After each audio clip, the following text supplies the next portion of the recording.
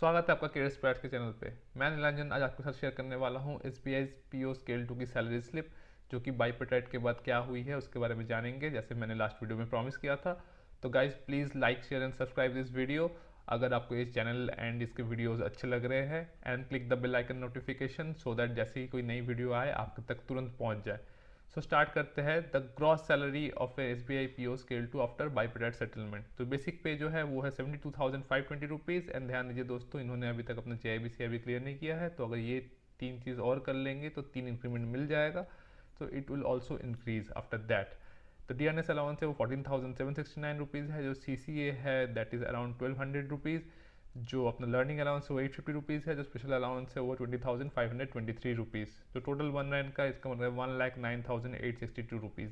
And ध्यान दीजिए, क्योंकि एक मेट्रो में दिल्ली में पोस्टेड है तो इनका CCA आ रहा है। अगर आप किसी रूरल वगैरह में होंगे तो आपको लोकेशन अलाउंस आएगा, जिसका अमाउंट थोड़ा सा कम होता है but not by very much. इनका डेट ऑफ ज्वाइनिंग था जनवरी 2019, तो इनको ऑलमोस्ट 5 साल होने को है। And they are eligible for scale 3 promotions, जिसका रिजल्ट थोड़े दिनों में रिलीज होने वाला है। तो वंस दे गेट प्रोमोटेड तो इनकी सैलरी और बढ़ जाएगी एज पर द स्केल 3, जो हमारी वीडियो हमारे चैनल पे हमने ऑलरेडी अपलोड करके रखी हुई है। एंड दोस्तों, यहाँ पे एक बात ये भी है SBI की अच्छी, कि 5 साल में 3 स्केल तक वो पहुँच जाता है। तो it's a very good career progression option for a new joining. Her salary slip में कुछ ग्रॉस सैलरी के बाद कुछ डिडक्शंस भी होते हैं, जिसमें से कुछ उनके रिटायरमेंट फंड के लिए जाता है एंड कुछ उनका इनकम टैक्स वगैरह कटता है। तो चलिए देख लेते हैं कि इनका रिटायरमेंट का फंड का क्या क्या जाता है डिडक्शंस में, एंड इनका इनकम टैक्स क्या कट रहा है। तो PF कंट्रीब्यूशन है वो है 7,252 rupees, that is 10% of basic. The house rent recovery है वो 157 है, बिकॉज ये लीज पे रहते हैं। इनका जो NPS का कंट्रीब्यूशन है from the employee side that is 8,729 rupees. And इनका जो इनकम टैक्स कट रहा है वो 10,000 कट रहा है। जो टोटल इनका डिडक्शन हो रहा है वो 26,138 रुपीज़ है। एंड प्लीज़ दोस्तों ध्यान दीजिएगा कि जो भी इनकम टैक्स वाला जो मॉड्यूल है, जितना डिडक्शंस होता है वो हर किसी का अलग अलग होगा, बिकॉज हर एक का investment related to tax savings are different. And कुछ लोग न्यू टैक्स रिजर्व सेलेक्ट करते हैं, कुछ लोग ओल्ड टैक्स रिजर्व सेलेक्ट करते हैं based on the different income investments they are having. जो ईयरली डिडक्शंस का अमाउंट बन जाता है वो बन जाता है 3,13,654 rupees. So total deduction on a monthly level is 26,138, and जो ईयरली डिडक्शंस का अमाउंट है वो है 3,13,654 रुपीज़। सो अगर हम मंथली इन हैंड की बात करें इनकी, तो सिर्फ सैलरी बेसिस पे है, तो इनका जो total in hand gross salary था वो था 1,09,862 रुपीज़। डिडक्शन था 26,138 रुपीज़। जो टोटल मंथली इन हैंड बन रहा है वो है 83,724 रुपीज़।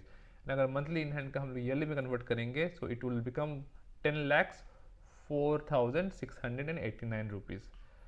तो चलिए अब बात करते हैं retirement corpus. So SBI is one of those companies and organisation जो आपका प्रेजेंट नहीं, आपका फ्यूचर भी बहुत अच्छे से सिक्योर करना चाहता है। एंड दैट्स वाई आप जितना कंट्रीब्यूट कर रहे हो फॉर योर रिटायरमेंट, SBI भी उससे ज़्यादा कंट्रीब्यूट करता है आपके रिटायरमेंट फंड्स के लिए। And why I am saying कि SBI इसका एक्स्ट्रा ध्यान रखती है, बिकॉज बाकी जितने भी IBPS के बैंक्स वगैरह है, they are not providing you the provident fund options or opportunity, they are only providing you NPS। अगर आपकी डेट ऑफ ज्वाइनिंग 2009 के बाद से, दैट मीन्स इनको pension plan, old pension plan में जो लोग लाई नहीं करते। तो बेसिकली जो IBPS PO के अलग बैंक्स है, तो वहाँ पे क्या होता है, आपका सिर्फ NPS कंट्रीब्यूशन आपको भी करता है एंड बैंक उस पर अपना कंट्रीब्यूशन देती है। बट SBI के केस में एम्प्लॉय से भी NPS एंड प्रोविडेंट फंड दोनों कंट्रीब्यूशन जाता है, एंड SBI भी उसमें इक्वल कंट्रीब्यूशन करता है और मोर करता है, क्योंकि NPS में थोड़ा ज़्यादा करते हैं। जान लेते हैं कि एग्जैक्ट कंट्रीब्यूशन के नंबर्स क्या है। सो NPS में जो एम्प्लॉय का कंट्रीब्यूशन है वो है 8,729 रुपीज़। सो बेसिकली वो होता है आपका बेसिक प्लस DA का 10%। And PF amount is 7,252 rupees, that is basically 10% of your basic. ये हो गया एम्प्लॉय का कंट्रीब्यूशन। अब देखते हैं कि SBI इसमें कितना कंट्रीब्यूट करता है फॉर योर रिटायरमेंट। सो जो NPS contribution from SBI side है वो 12,220 रुपीज़ है, that is 14% of your basic plus DA।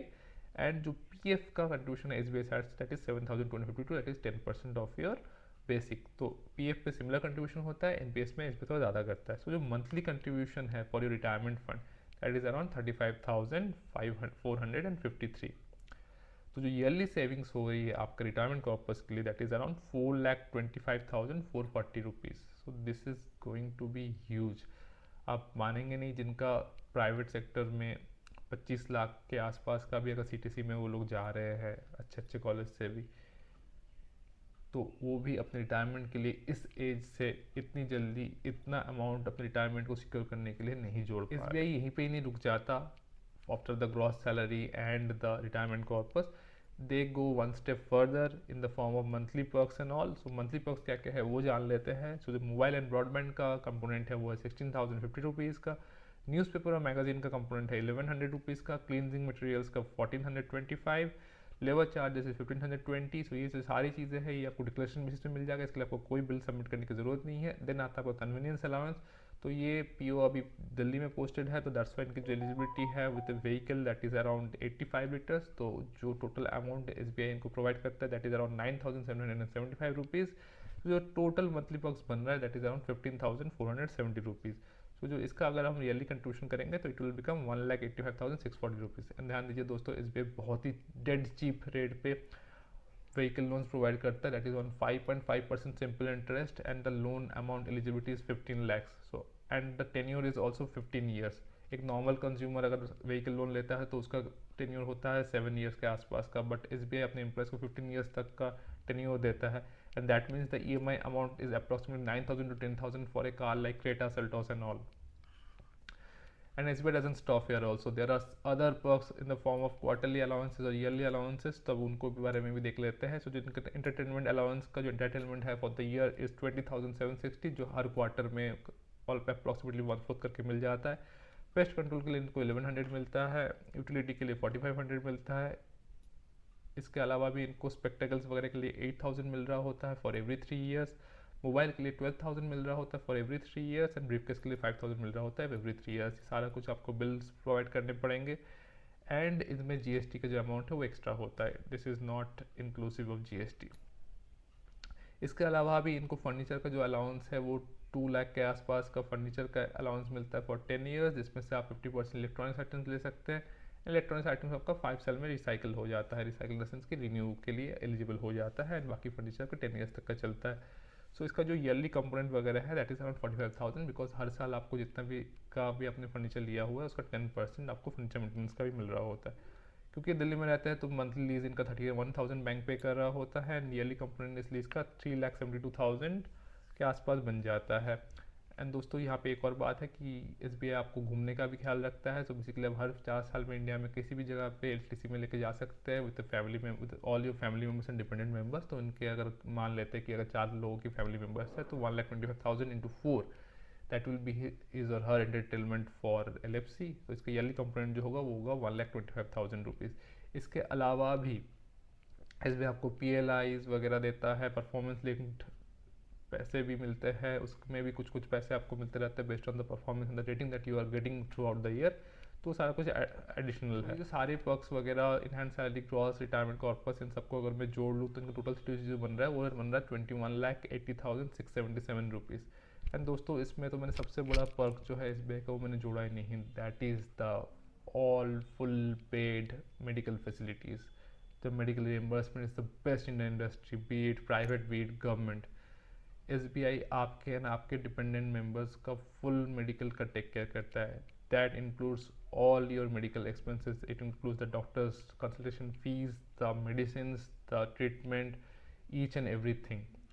So that is a huge plus for each and every one. Because अगर आप जानते होंगे कि आज के डेट पे जो मेजर एक्सपेंस है in metros or in tier 1 tier 2 cities, medical expense is the major expense for a person and which is the uncertain expense that लोग प्लान भी नहीं कर सकते।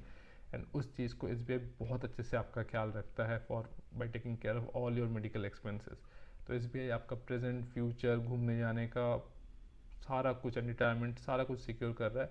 सो it's kind of a very compelling and a good paying for someone who is planning to start their career in this banking sector and all.